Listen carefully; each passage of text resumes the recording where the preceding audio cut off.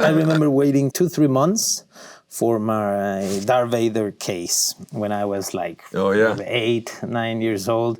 You had to go to the toy store and say, I want this, and order it, right? Yeah. It wasn't like today. The series is not out and the little Andor is everywhere. That's cool. And I remember getting it was like my portfolio with my crayons and everything inside. I used that until I was like a teenager, till my friend said, that's not cool anymore, Can you just bring a backpack?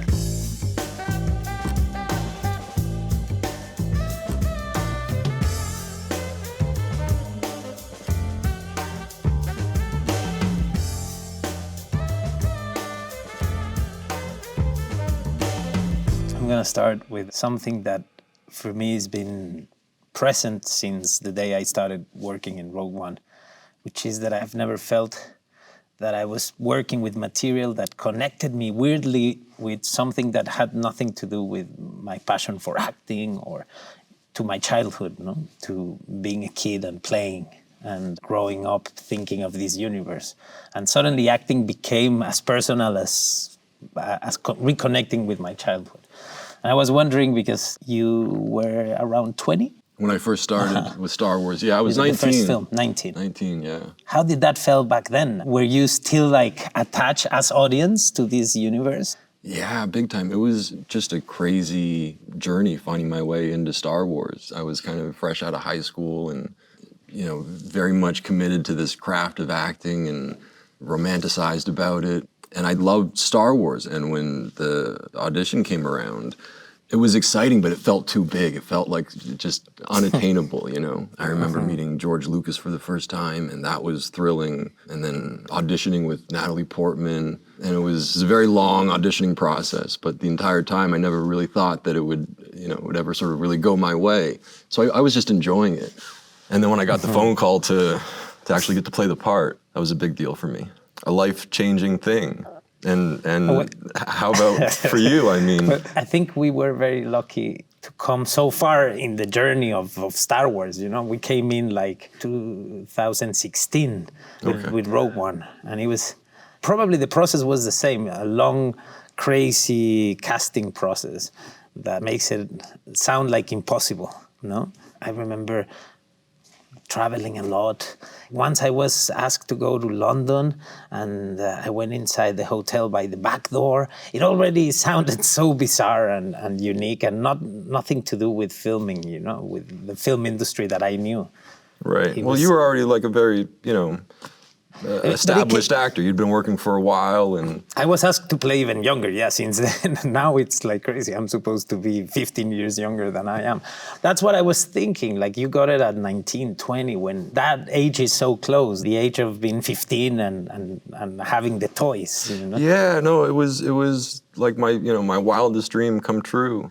And I felt like I was stepping into the ring with all these sort of heavyweights, getting to work with George Lucas and Ewan McGregor and Sam Jackson, all these like incredibly talented people. Yeah. And but you started acting before, no?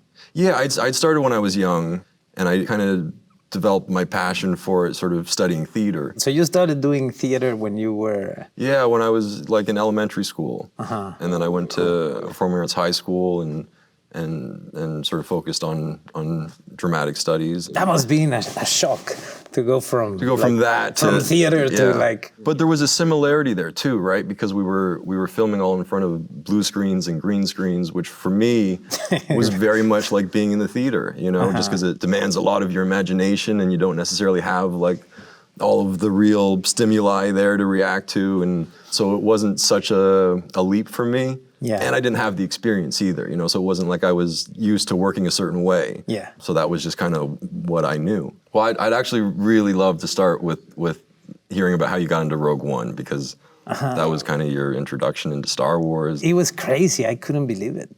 I remember it was the first time such secrecy happened around anything I was going to be part of. I was asked by my agent to be in LA to meet someone for something that couldn't be said on the phone. And then I was here, and I went into a meeting in a restaurant that was completely empty. And there was a guy sitting in the corner with a computer open. And this was Gareth, the director, and I sat down with him, and it was just us for 4 hours. So you had no concept that it was Star Wars at all at this point? In that moment, my agent said, this might be Star Wars, yes. But we don't know because so secretive, we don't know exactly what they want you to do. I guess she didn't want me to get any excited, about anything. Probably she had a better idea of what it was, but how difficult it would be to get it, And I was sitting there, and Gareth explained to me a whole film.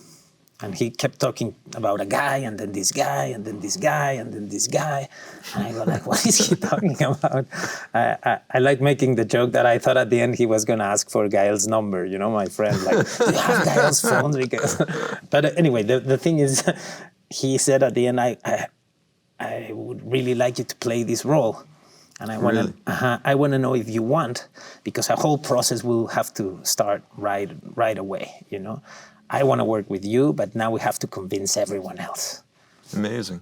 But I didn't know what everyone else meant and convincing them, in terms of like that started a 3-month or 4-month process. But you knew right from the get-go that was his desire. He wanted that. Planted his flag on that hill, and that's very cool. And he said something that was very interesting, because I said to him, like, but I don't see myself here. What do you mean? I love these films. I've seen everything about it, but what is it that you want from me? Well, how do I fit here? No one has my accent. I've never thought this could be possible. And he said, since I saw it to Mamá También, I thought you could be great for a role like this, and I want that kind of tone in the film. I want that realism and that feeling of that is everyday life, And I was like, what? Okay, interesting. But I say it because I never thought that a film like Tu Mamá También would get me the chance to be in a session for a character in the world of Star Wars that meant so much to me, but at the same time was like opposite, It was like so two different worlds, Yeah. And it was interesting and fun, and it was also quite scary because I didn't want it to get too excited about the idea, I knew that there was always something else to try, someone else needed to see it, some other test I had to do, and it was a long process. How long of a process do you remember doing it? For me, it was months. It was like a good 3 or 4 months. Wow.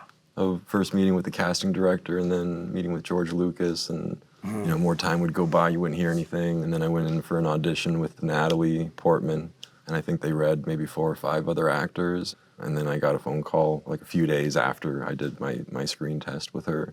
But tell me, when you started on Rogue One, was there like a moment when you were like, man, I'm in Star Wars? One of the rules of the film was like somehow be a homage to the Genesis, to A New Hope, to the very beginning, in the way they shot those films. The idea was to be everything very mechanical, everything like very. Well, that's what I love about it. It's a much darker and more grounded sort of take on a Star Wars story. We were allowed because there was no Jedis, there was no, this was about the people. The magic was gone, and the people had to find a way to bring change, and to understand the sense of community, That's what I love about the film, and then about Tony Gilroy's perspective on Andor, that it's very simple to apply these ideas to the world we live in, to end up reflecting on what's needed or what we are capable of doing as society, I guess, they have an end, right? They're more human in that sense, like we all know, things will end, these characters, that's it, they don't have this magic. Even though they can believe in it, they don't have it, they are just simple, regular people doing extraordinary things, And I thought that was very brave on doing something like that in this universe, If we were to be part of this, it's because we were going to bring something different. Otherwise, there was no need for us. Something's wrong. Whatever it is, they're taking their time about it. What's going on? What are they saying? I think it's level 2. I think it was very important for Star Wars because it is so sort of grounded in reality, and it's populated by, real people who you can sort of imagine their lives existing beyond this story. And I think it made it even more so accessible too, to the audience. So like, what was that like for you, getting to play in this sort of fantastical world, but in a much more grounded way. I think it was something that we reminded ourselves every day.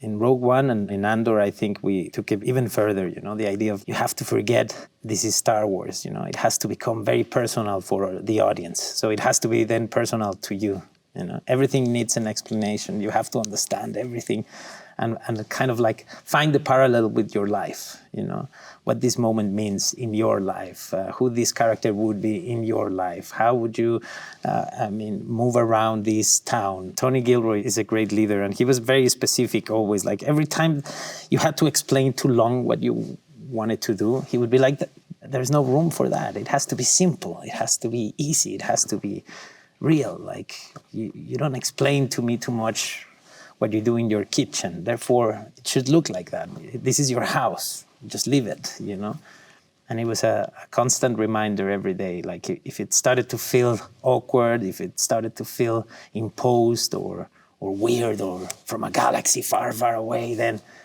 we were doing the wrong thing, because the idea was to bring the story about the people that we don't see much in the films of Star Wars, to add, to be different, to be unique, and at the same time be part of it, I think the long format allowed us to also take it further.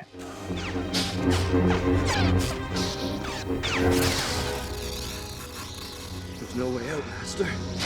I'm going to ask you now about your series. How is that like to suddenly have, I don't know how many hours you made? For the Obi-Wan show, It was 6 episodes, and each episode was, I think, a little under an hour. So not under? Yeah. So it's like not 5 quite hours. as much as what you guys were doing in Andor. 5 hours. A film of 5 hours. But that's pretty much what these series are. They're just sort of long format films. Mm-hmm. Coming back to Obi-Wan, that was a really great experience for me. I kind of thought that my Star Wars days were behind me.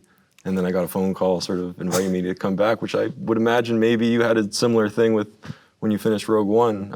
I don't know, did you know you were going to get to continue with it, or? I thought it was a joke on set from all of us, like, we should do one day we should tell how these people got here. But they were talking about it back then. We were discussing it, but never we never took it seriously, because we didn't know if the film was going to be like, or the opposite, like if we were going to be the film no one went to see, We had to wait for the film to come out to understand there was room for something like this, It was one of my favorite Star Wars films. Oh man, that's so nice to hear. And Andor, I think, is so successful too.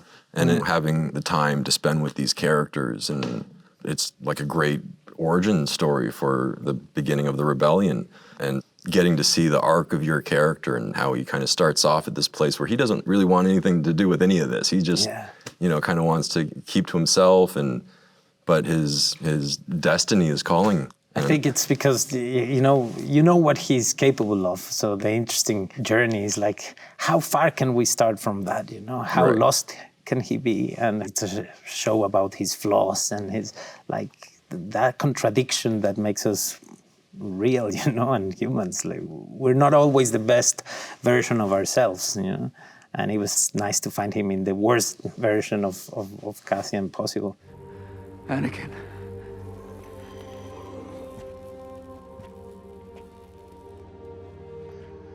Anakin's gone.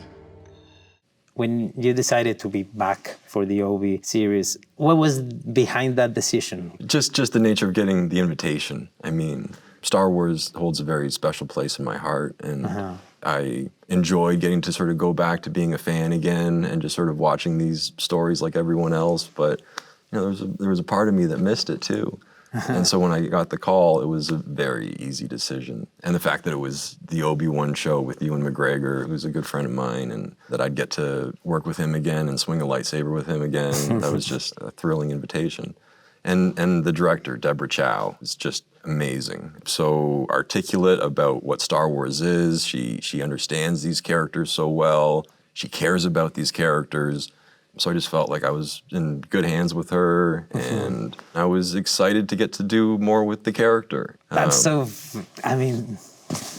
it was. It's not just the character, man. It's the character.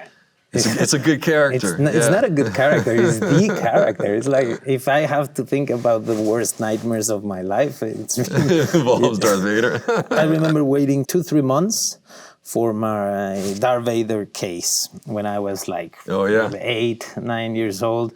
You had to go to the toy store and say, I want this, and order it, right? Yeah. It wasn't like today, that the series is not out and the little Andor is everywhere. That's cool. And I remember getting it was like my portfolio with my crayons and everything inside.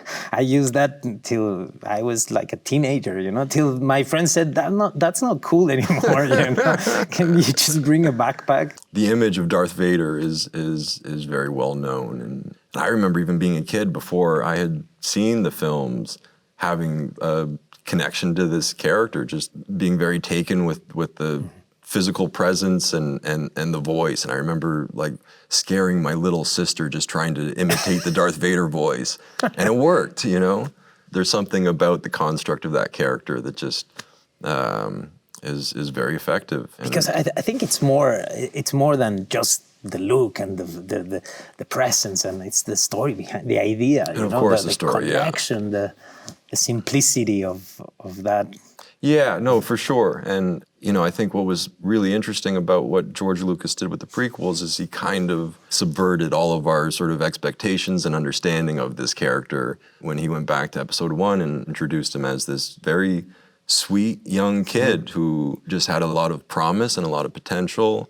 And he really mapped out a very compelling character arc that was hopefully somewhat sympathetic. We understood what Anakin was going through and maybe why he was making some choices that perhaps weren't the best decisions, and the circumstances sort of surrounding his life. And it was a very understandable sort of fall to the dark side. Yeah. But it humanized him and made him a real person and almost somewhat of a pathetic person in a lot of ways, And you feel for Darth Vader now in a different way too. Definitely. It's this man trapped in this life that perhaps he didn't really want. I like that you're saying, because it's suddenly I connected with what Tony Gilroy did with Andor, and this idea of having to tell a story backwards, to go to a prequel and then to go like, well, okay, we have an opportunity, to make sure that this character you think today comes from something you would never imagine, a past that you would never imagine for a character like this. And that's an interesting thing that happens with the universe of Star Wars, that, it's so hectic and difficult to understand that, like, okay, it started in episode 4, then there was 1, but then there's these things that are standalones, but are part of it. Yeah. And it brings creativity at its best, in a way, when you have to not imagining something from beginning to end, as simple as that, On Andor, you're a producer as well. And so what's that like? I mean, how involved are you as a producer? And what does your day look like on set? I would say a good 15, 20 years ago, I started to be very much aware of what was happening before and after, and very interested in getting involved and being part of that. Sometimes acting started to feel, in a way, it alienated you from the actual process of making film, And theater is the opposite. That's why I always think of theater as my reference, In theater, you're there from the first read till the last night, And you do it many times yourself, But as an actor, you can kind of get insulated in your character in a lot of ways. In film, and then you arrive when most choices have been made, You arrive when there's a set, when there's like an idea, when there's like designs, when there's a cast and a location. And it's nice to get involved from the beginning, from the moment where designs are just sketches, and your questions and your comments can have an input, actually. And I would assume you're that much more invested in the work you're doing as an actor too, because you've been a part of all of those decisions along the way. And you arrive to a place and you know why you were there. You know why it's here and not there. Right. You're more informed. And then you in a way help everyone else, because we have hundreds of speaking parts, you know, so many actors come in and out our show, and it's good that you can be there and make them feel safe, you know, and give them the information they need. It's a great feeling to know what you're part of. And in cinema, many times it can be the other way around, you know. You can arrive to the premiere and realize you were part of a film you didn't know you were doing. But I also think that this long format, for us, is 24 episodes, and it's going to be 4.5 years of our lives, you know. Crazy. So it's the only way also, because you have to own it. You have to, I took a flight last night to be here to talk to you, and I'll take a flight right now to go back to work because I care about this show and because it feels mine, and I am part of this family, and I want to defend what we do and fight to make it better, you know. In this long format also, you do need different people to be part of the production. Like here, the production designer is also an executive producer. Then there is 3 more producers, you know. So while Tony Gilroy is writing and looking at dailies, there's people on set shooting, there's people planning the next thing. And it's important that it feels like a machine that moves together, you know. It's impossible to do this long format in the way we learned cinema was made, you know, where there's just like a director that goes through every process.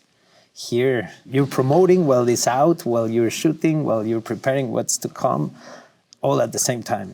Look, you got the money, I got the box. What else is there to talk about? I'll give you another 1,000 credits to tell me how you got it. Another 1,000. Done. I do think that for me, Star Wars is brought freedom in many ways. What did it bring to you? It would be easier to count the ways that it didn't affect my life, because it just affected my life in so many ways. You know, it gave me an acting career. It gave me, you know, financial stability, which as a creative person is something that, you know, you can struggle with. And I think after I finished Star Wars, there was still a desire for me to sort of go back to kind of smaller, more independent filmmaking and just try to cut my teeth as an actor, because I was still learning a lot. So I went and did some smaller films, and I just sort of tried to not so much think about navigating a career as much as I was just trying to do work that appealed to me and play characters that I thought would challenge me and help me grow as an actor. And that was a great freedom. What Star Wars has really given me is a connection to all the people that love these stories. It's such a special thing that you can't fully appreciate unless you're sort of a part of something like that. But to have that sort of impact on an audience and have that sort of carry with them and stay with them. I mean, I meet people now and it makes me feel a little bit old, but they'll say to me, you know, like, Anakin was my hero when I was a kid, and now like my kid loves Anakin, and it's like this generational thing that kind of gets passed down, and that's, you know, really special. But how about you? How has Star Wars changed your life? I would say that is been a shock in a good way, like the love around these projects and this universe, you know, the expectation, the awareness about your show before you even finish shooting. The anticipation and the excitement. It's so cool because I've spent my whole life trying to get people's attention to say, hey, look, we have a film here. You might like it, you know, and here's the opposite, you know. It's not just that they're expecting the film to come out or the show, but they also want the show to be good, and they want to love it, and they want to feel part of what you're doing, and that connection you don't find anywhere else, you know. When you go to the Star Wars celebrations and you find out so many people took the time to watch what you did and are there to support you and to remind you that they'll be there when you have something else to show, it's magical. And you have to understand why it's happening, you know. You are being part of something else, because if you're expecting that to happen when you go to the theater and you go like, okay, I'm going to put this very strange play, and you suddenly go like, oh shit, no one came tonight. That's a really, I think, astute thing. I mean, and to be aware that you're a part of something that is bigger than you, I think is a healthy thing. It is. And before I did Rogue One, I thought, okay, my life is gonna change.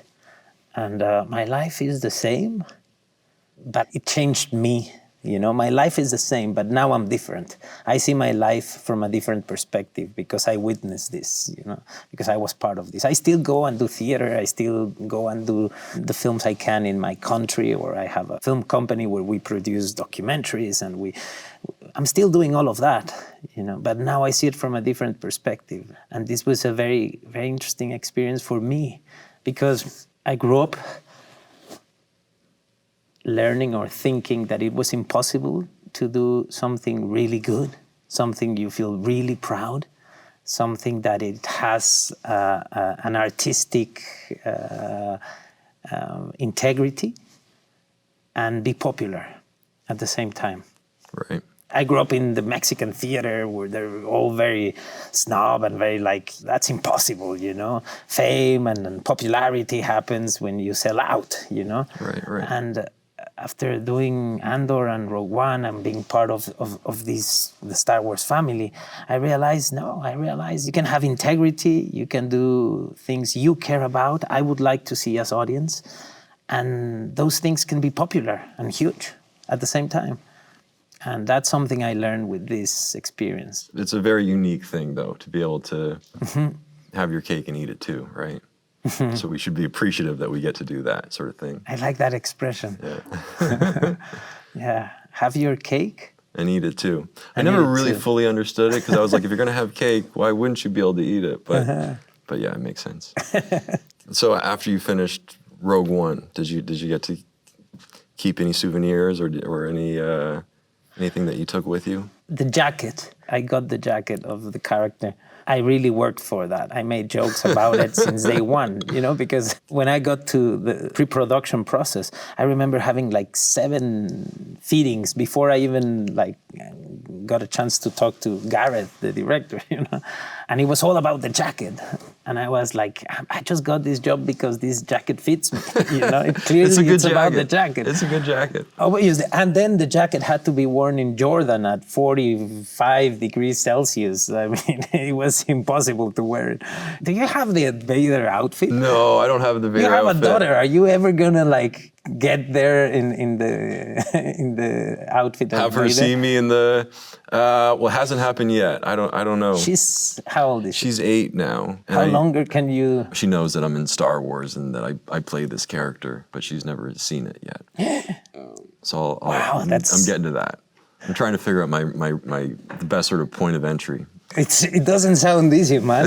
I would like talk to psychologists and get some advice. Because there's some. It's not gonna be simple. There's some disturbing scenes that I'm reluctant for her to see at this age. But now with the internet, you're gonna have to do it soon. I gotta do it sooner than later. But it was really nice getting to do the Obi-Wan show and actually bring her to set. Not when I was in the Darth Vader outfit, but we did the flashback sequence and I got to play Anakin.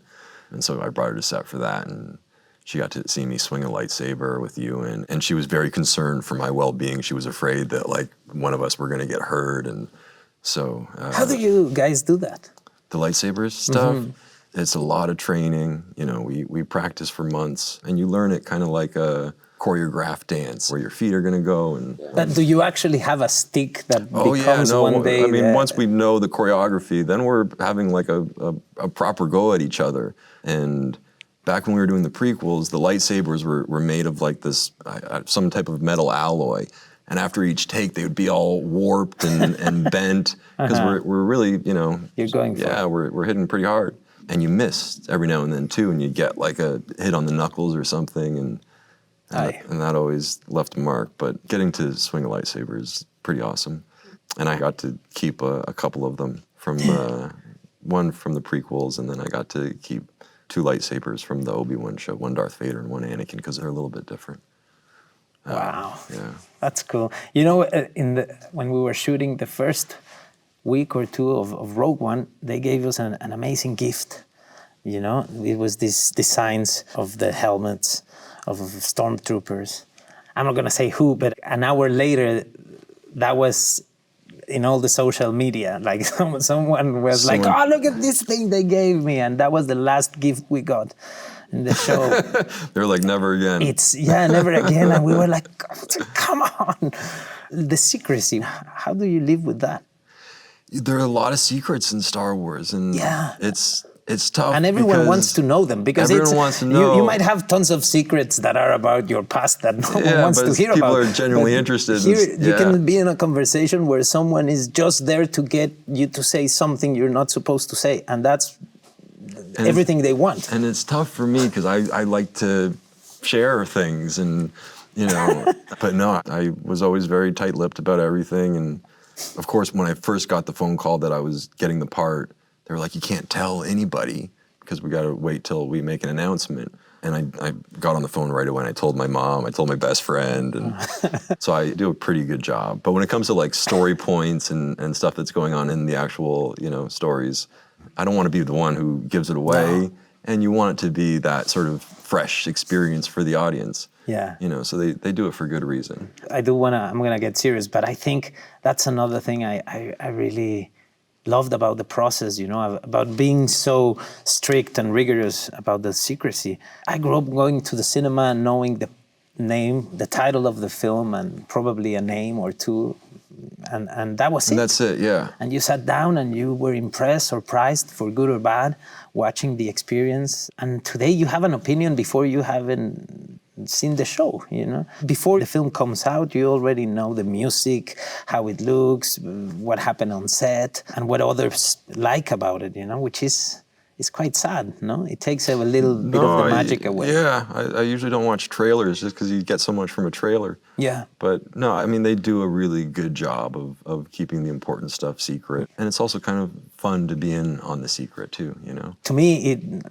it connects with the way I watched TV when in the 90s, this idea of something coming out every week, and having to wait. Yeah.